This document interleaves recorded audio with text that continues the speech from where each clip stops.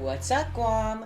Welcome to Chamber BizBox, the podcast all about our private sector, the issues and successes we face as a business community, and interesting tidbits about the entrepreneurs and leaders that make a difference to ensure that our private sector continues to grow and flourish. My name is Catherine Castro, your host for the Chamber BizBox. Welcome, Guam Young Professionals. We have in our studio here, we have Ione, Charlie, and Cam. And what a pleasure it is to sit with you all today. Welcome. Hi, good morning. Hi, good Thanks morning, Kat. Thank you. Oh my goodness. You guys just finished your first GYP's YouDecide Forum featuring Republican Senatorial Candidates. And they're looking to get young professional votes to be on the 38th Guam legislature. Mm-hmm. You did such a great job. I really want to commend you for everything that you've done to prepare for this. Do you have any shout outs? Do you have anybody that you want to talk about? Kat, you know we can't go without mentioning the wonderful job and support of the Chamber staff. Yes, definitely. All committee members involved in the Chamber know the extensive work that the Chamber staff does. Their awesome job in coordination, I know for first-hand experience. But of course we couldn't pull it off without Becca, Jackie, Skylar, Brandon, Irish, and yourself. So thank you very much for your support. I think it went smoothly, and again, it was because we worked together collaboratively and as a team. So Cam and Ione, if you want to add to that, you're Sure, more than welcome. I really thank the Republicans who came out and participated. Their support and coming out helped this process, helped us go and have this well put on legislative forum we had. So thank you to the Republicans who came out. Great. Yeah, just to mirror what Charlie and Cam said, a huge thanks to not only the candidates that came out, but also the Chamber staff who made everything less nerve-wracking. The behind the scenes is really where it happens. And so, again, just shout out to the Chamber staff for having us and supporting us throughout this first event.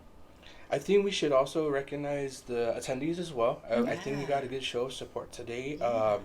I saw some GYP members. I saw former GYP members. I saw some chamber board members and other members of the community. And you know, this forum's for them. It's for all of us. I agree. And you know, there were good questions from the audience posed, and it was very relevant and you know, that's part of why we called it YouDecide. It's for them to hear from the candidates how the candidates speak towards the business community and economic development, and they get all that they can to make an informed decision in the election season. So yes, I agree with you, and I think that, you know, I just want to reassure all of the listening audience that if you didn't participate live with the YouDecide Forum, it was recorded. So, and it will be uploaded to the Chamber's YouTube channel. So be on the lookout for that. There will be links available. And if you're listening to this a week out, it's certainly available now. So go onto YouTube at the Guam Chamber's YouTube channel and be sure to view this really, really good event. So I just wanted to ask you, you know, this was the first time you've done something like this, and you guys did a great job. How do you think it went? I can start. Yeah, I think just being moderator was a very new and unique experience for me. As someone who doesn't really dabble in politics, you know, hearing from the candidates and understanding what their platforms are and what initiatives they want to bring to the leadership of Guam was really, I guess, eye-opening for me because of the fact that, you know, now I have the time to really go back and understand what more they can provide for us as voters. And so I enjoyed it. I think it wasn't as crazy as I thought it would be, but I'm really glad and enjoyed the experience. Great. Cam? Yeah, I think this YouDecide Forum, this is our first digital or virtual forum. It was pretty impressive how we were able to moderate it, right, and how we were able to have a perfect kind of flow moving from question to question and matter to matter.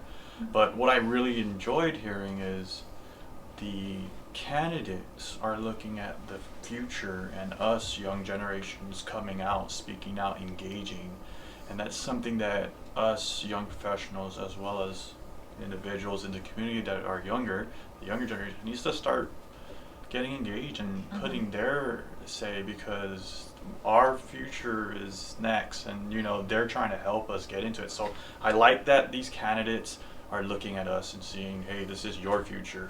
We're kind of already stepping away, right? So that's something I enjoyed hearing, and I hope to hear the same from the Democratic side.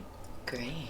I just want to recognize Ione for doing a great job as a moderator, and Cam for sticking to the guns on being the timekeeper. That is, it seems simple if you're not doing it, if you're just a viewer, but it requires some brain power. So you guys did a great job, and thanks. Kat, as you know, this is not my first time. I've coordinated forums, not just for the chamber, but for other entities as well. This is my first time doing a digital forum, and I still get nervous. I use Zoom all the time. I use GoToWebinar all the time. I use GoToMeetings all the time. And for some reason, it just, I don't know, a virtual conference call or virtual webinar, it still gets me nervous, man. If you're not nervous, you don't care. Right. So Exactly. And I agree, and I support that. I also personally have my own experience as a public servant, working in the Guam legislature with three on both sides. Right. I worked for both parties. I've paged the session floor. I've sat in that session hall and watched Senator Chris and former Speaker Ben Pangilinan and Senator Tello. I've watched them deliberate and give testimony and speak to the issues. So I, for one, I feel I keep my ear close to the ground when it comes to the issues that surround our community. And I'm a critic, I want to see the very best out of our candidates and the very best from any contributor of our society. One of the questions that I would have liked to ask the candidates is, how will you continue public service work if you're not elected? The work doesn't stop because you're not in public office. There's other ways to give back. There's other ways to be a contributor. There's other ways to drive the effort and deliver purpose, right? How will you continue that work? Another fun question I would have liked to pose to the candidates would be, who are you most interested in working with? These are your peers. I said that I paged the session floor, and I've seen Republicans and Democrats collaborate, and I've seen them argue, and I've seen them bicker, and I've seen them banter, and some of it's very interesting, some of it's very entertaining, and I would like to know from these candidates, who are they most interested in working alongside with, whether next to each other or across the aisle. So that's just my take on that. Some very good insight there from our young professionals. So I'm interested in a little bit more insight from you. In your opinion, what is the most important issue that should be addressed by our Guam legislature? I really, sorry. Go ahead. I really, I like their approach to the crime issue. Particularly, I like Harvey Agne's response to getting cops on the beat and seeing them walk in the malls and seeing them on foot, seeing them patrol that way, because they're getting up close and not personal, but they're getting better connected with the community. And that kind of presence, to me, I think has a great impact. He also touched upon village policing, and I think we see it. There's a lot of commentary. There's a lot of public discourse on social media about what is going on with our island today. Is it the crime just seems to be out of hand, and influencers have said, hey, is it really getting out of hand, or is it just because there's more watchdogs now? There's camera phones and there's ways for people to record and upload and what is it really? But I think addressing that, the last question from the listening audience about beautification efforts, man, there was a social media influencer that came to Guam a few years ago, and this guy's world renowned. He's verified on all social media accounts, and man, his video was all about the abandoned vehicles, and it's like, man, that's not cool, Yeah. And that's a hot topic in tourism, and at the School of Business and Public Administration at UOG is we need to do something better, and I think we don't acknowledge or do enough on that side, and I think addressing that as one of the last questions, I think it should be at the forefront as one of because it ties into economic development. It ties into how we display and portray Guam as a destination to visitors. What kind of destination are we? Are we a sun, sea, and sand destination? Are we a sports destination? Are we a leisure destination, shopping destination? In order to, ecotourism.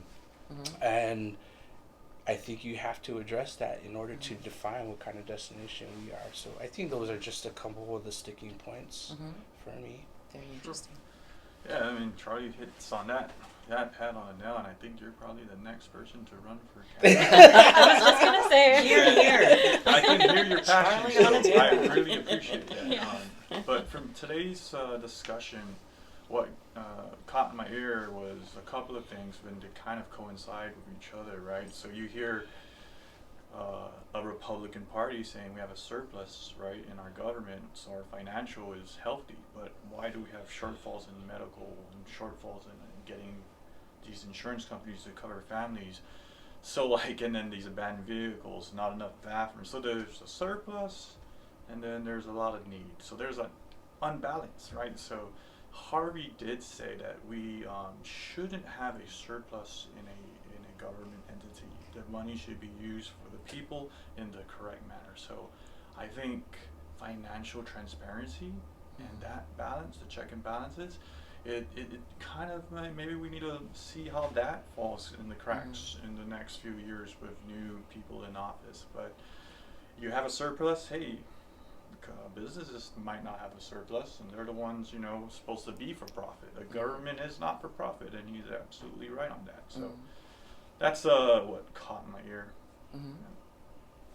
I'm not too sure where to start, but I guess I'm always speaking from my heart, and I think I want to bring in just a little bit of a personal experience here, being the eldest of a bunch of siblings and legal guardian to 5 minors, right? So I think safety, like Charlie touched on, is one of the issues I'd like to see addressed here.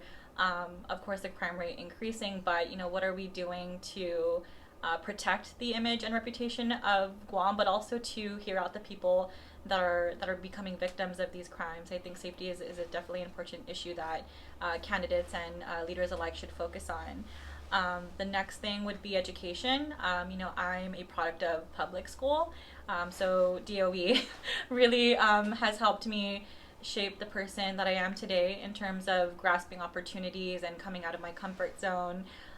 Graduated from JFK in 2010, and that's really where I first was witness to some of the political, I guess, strain or opportunities that weren't really taken. As a student who was actually protesting to get the school rebuilt rather than sell that property to outsiders, and so I think that was my first-hand experience in politics, and just seeing now what the candidates today had to say about traditional practices versus being innovative and bringing automation and digitization to the processes that our people are complaining about or are just pain points for them. I think that's something that we should really see addressed within the new leadership. Yeah. Fantastic viewpoints. I heard some things like, great questions from you that you guys put together about workforce development, about building skills. And as we've all read in the paper, and we've, some of our own friends and family have decided to move off island.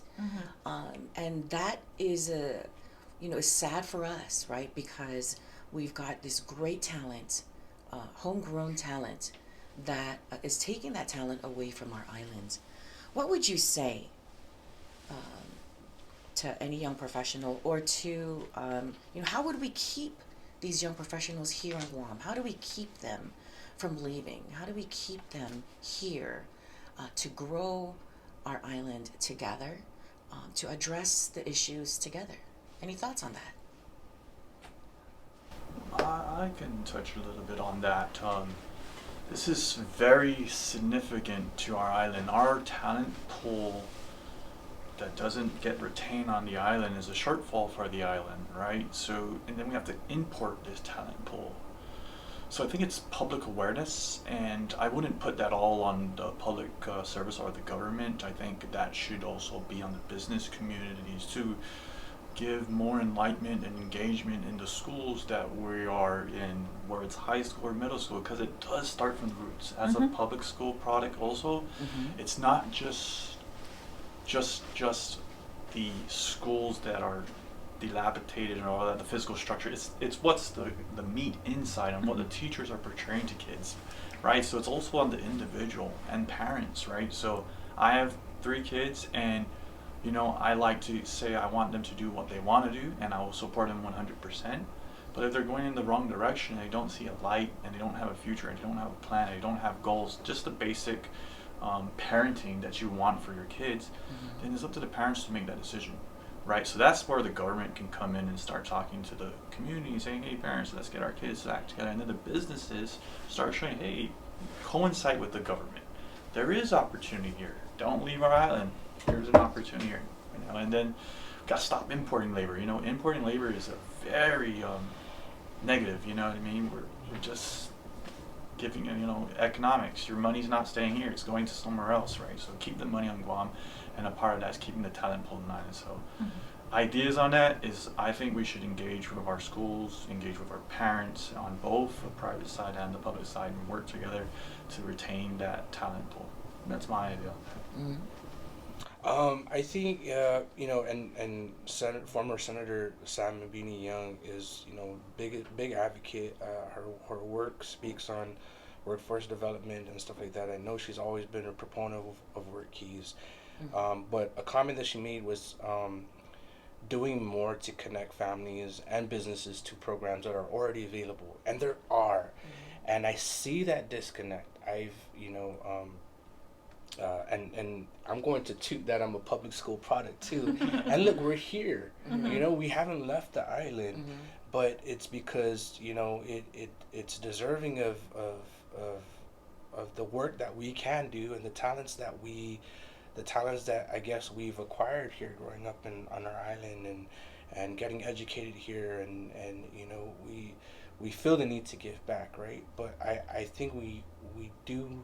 There are programs available.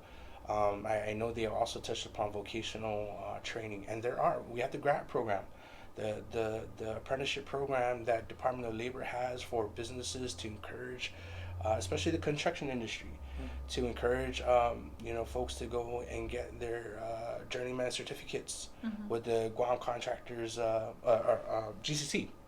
The apprenticeship programs. They have programs in place.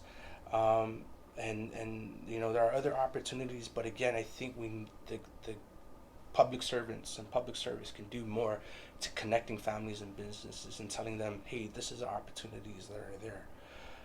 I think we'll always struggle with low numbers in manpower, and it's always going to be it might always be a battle on how to retain and keep talent on Guam, but we can win that battle. It's possible. We just have to work together on exploring what kinds of ways, I guess, to incentivize. And that word came up a lot. Let's incentivize people to stay here. Let's reduce the brain drain. And how can we do that? I don't know yet. Yeah, Sure. I think one thing that is worth pointing out about the Republican candidates is that they have a good pulse on that. They recognize the need for economic development, and they recognize the need to grow jobs, and but not just jobs. Bisha Mendiola, her word was livable wages, and there needs to be more emphasis on that on an employer standpoint. just giving someone a job is not cutting it anymore. Yeah. You know, giving them a livable wage to sustain themselves and their families, and to support 3 kids, or to support 5 minors under legal guardianship. Yeah. Yep. Cost of living is rising, and that kind of also is a good segue into one of our listening audience's last questions about providing healthcare to small businesses. And a lot of the candidates did touch upon that. Hey, you know, it's at a business standpoint. Government shouldn't overreach and overregulate, you know, providing healthcare. But the fact of the matter is, healthcare, the cost of healthcare consistently rises every year. And so how can we get ahead of that? How can we get in the front of that? You know, those are some things that I think all tie back into retaining Guam talent and retaining the Guam Young Professional, keeping them here, reducing the brain drain. Yeah. I agree. I think it's a two-way street, really. Like Charlie and Cam really touched on it. It's how do we incentivize, how do we motivate our young professionals to stay here on island. But I also think, like mentioning a two-way street is, as a young professional and my decision to stay here and to try and figure out ways to contribute to our island, I call out to the young professionals here to insert yourselves, to get engaged, to not only wait for your employers to offer these opportunities or programs that are out there. Ask questions. If it doesn't exist yet, then there is a point in you asking about, okay, what next? How can I grow? How can I diversify my skill set in order to contribute more to this company or to this island? And so I think it's a two-way street. As much as it should come from the public and private employers, I also feel like the young professionals should insert themselves into the conversation, and that's how you can use your voice to your benefit.